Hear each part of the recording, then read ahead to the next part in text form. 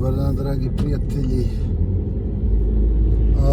Evo nas, penjemo se uz ovu ulicu čije ime ko pročita iz prve, poklanjamo jedan hangover drink SOS, piće protiv mamurluka, na probu. Ja sam nešto Batijaha, Vahabahamba, Bambe, tako se otprilike zove ulica. Čekaj baš da vidim na navigaciji da li će da prikaže.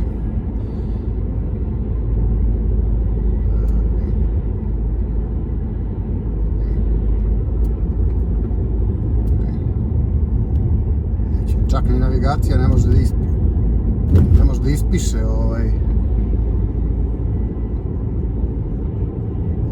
ime ulice.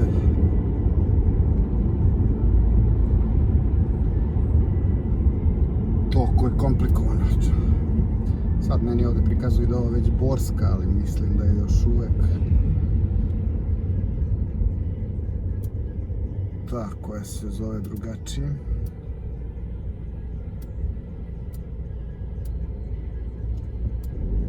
Neće da prikaže baš kako da stavim. Dobro, nije ni bitno, evo su ovi banjički soliteri. Sad se već može reći da je smira i dana. Znači negdje oko 8, da ne kažem 20 časova. U Beogradu, znači, može se reći druga polovina maja, znači dan traje negdje do 8. Pa je čak i malo preko. I on otprilike 23. negde juna, boga mi potraje do 9. Bar je tako neko moje iskustvo. Ovdje su baš raskopali tvrdo. Ne znam kad će sad sve tamo do bulevara Oslobođenja. Ovako izgleda. Dugo ga prave, ali valjda će da bude stvarno uključujući onaj deo gde je Poreska uprava, kako beše, Save Maškovića. Ono je stvarno bila tragedija. Mislim i pre nego što su napravili Lidl, a posle kad su još i nabuđili Lidl uz to, onda je tek bilo baš problematično.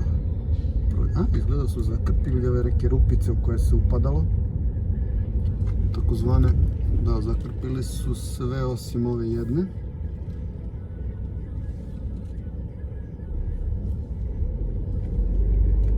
Tako da je bilo komplike proći. Da vidimo broj automobila ovdje kod sportskog centra Banjica, pa priličan je. Priličan, dosta ljudi ovdje dolazi. A stvarno ima raznih sadržaja, tako da može svašta. Pa čak i sama šetnja. Ali evo teretana, fitness gym.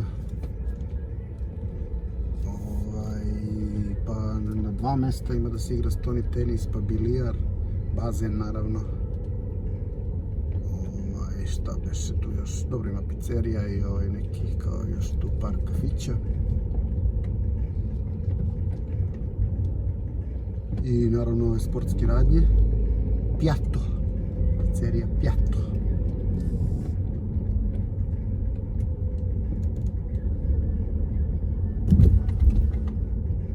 Bio je tu jedan od boljih bilijara u gradu ranije, sad ne znam, nisam odavno išao na bilijar, ali znam da se ranije dolazilo ciljano tu, Dom omladine, gde beše još je bilo dobar bilijar, to je pričam za 90. Sad malo obodom Banjičke šume.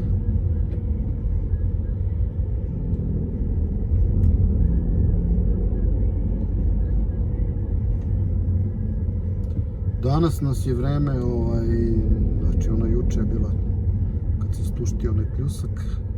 Danas na par momenata nešto kao neki oblaci su tu, čak su neki bili malo i onako sivkasto tamniji, ali na kraju oni se ipak ništa nije desilo. Lep lijep dan danas, ceo dan.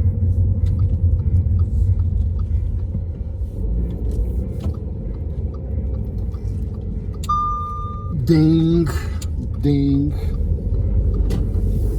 Dobro. I opet po meni jedna od najlepših, da ne kažem najlepših bulevara u gradu. Naravno sad kad se sve rascvetalo. Mislim rascvetalo, razlistalo i zazelenelo.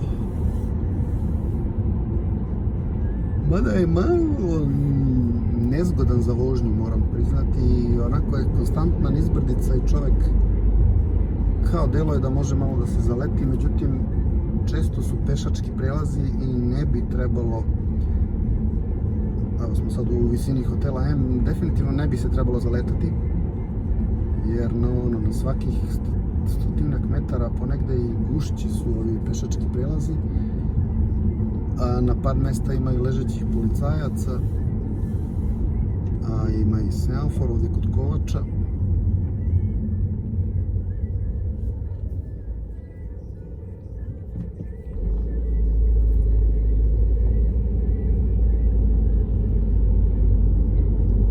Ali sve u svemu prelepa ulica, stvarno.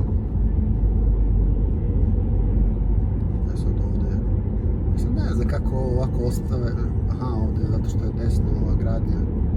Ovdje pored Fona se gradi, boga mi, neka prilično velika građevina.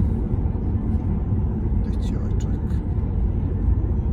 Da, to je sad druga malo problematika ove ulice, što umeju ovako da izlete. A evo tu ima i oznaka za školu.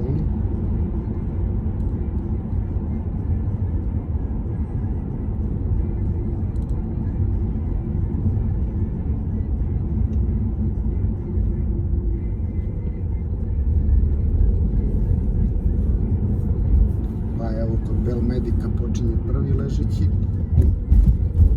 Ovo je ona široka varijanta i malo bolje označena. Sad je ovdje onaj uski, samo da im gdje je tačno.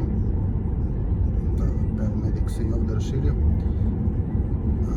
Da li je to pre ili posle semafora? Mislim da je posle semafora. Sad već stižemo u reon Zvezdinog stadiona, Rajko Mitić. Da li se nešto dešava? Pa na pomoćnom terenu su upaljeni reflektori, znači ima neki trening.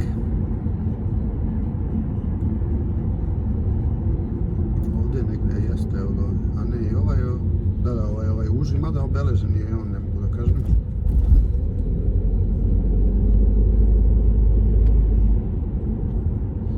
Pa još jedan. Sad opet onaj širi.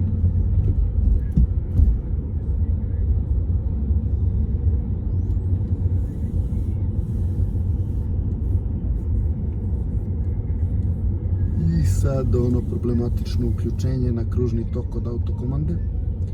A, prvo još jedan ležeći. Ovdje je onaj širi, preko koga je iscrtana zebra, da ne kažem pešački.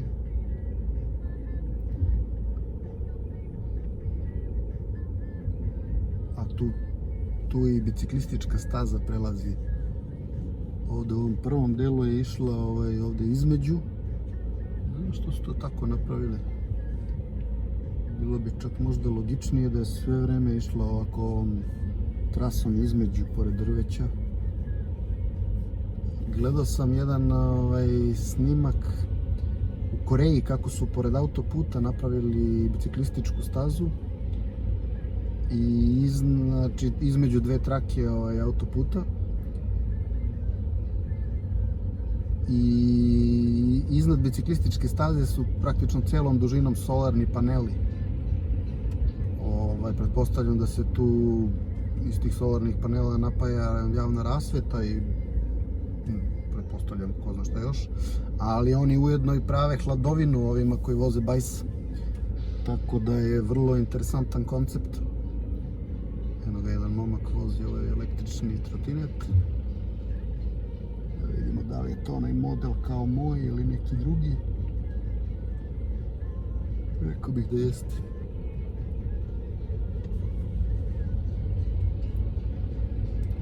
Dobro, dragi prijatelji, eto toliko za sad, dok čekamo ovdje uključenje na kružni tok kod autokomande. Veliki pozdrav, pa se čujemo uskoro ponovo.